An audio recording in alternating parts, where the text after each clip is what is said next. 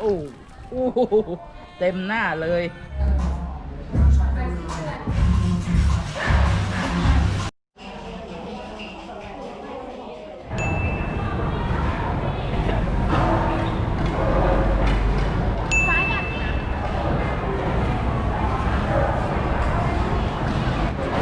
หยุดวันหยุดยาวๆนะไปไหนไกลไม่ได้รถก็ติดคนก็เยอะก็เลยมาเที่ยวใกล้แถวสมุทรสงครามสาครพูดผิดก็เลยมาแวะทานข้าวที่ขาหมูบางมาร้านโตค่ะอร่อยสุดๆเดี๋ยวก่อนนะคะขอเวลาทานก่อนนะคะทานด้วยกันไหมคะมาทานของถูกใจแม่จะเป็นเจ้ามือนี้เองค่ะ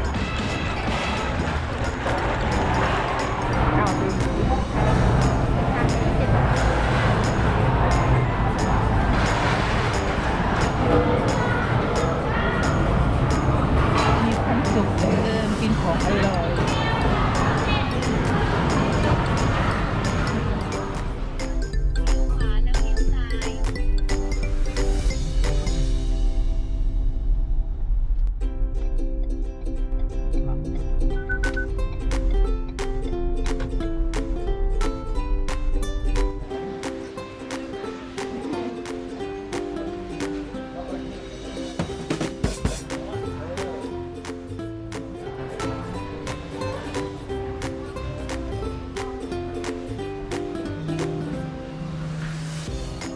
วันนี้คุณยายพามาไหว้พระที่วัดท่ากระบือนะคะ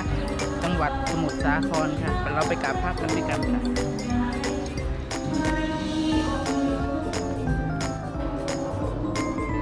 พ่อลุงค่ะวัดท่ากระบือนะคะ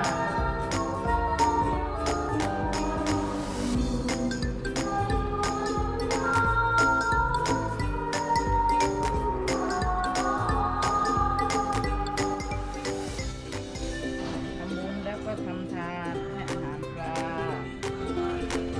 โอ้เบลอเบล่าเลยโอ้เต็มหน้าเลย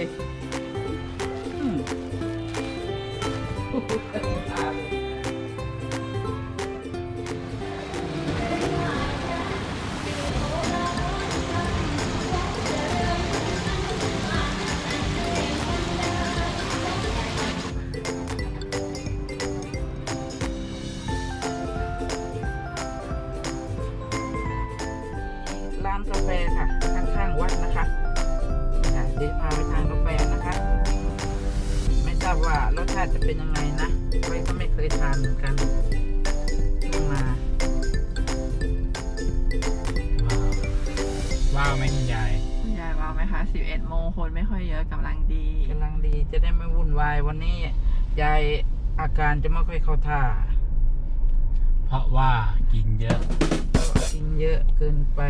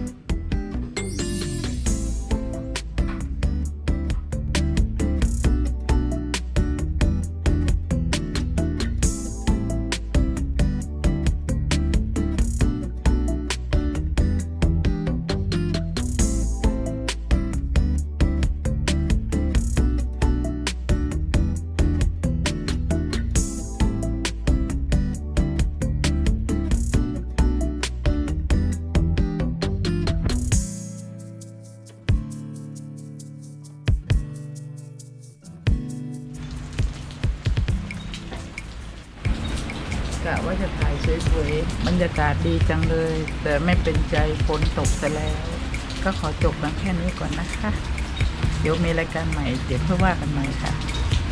แล้วก็คราวหน้าคุณยายไปที่ไหนช่วยติดตามด้วยนะคะยายจะถ่ายทอดให้ดู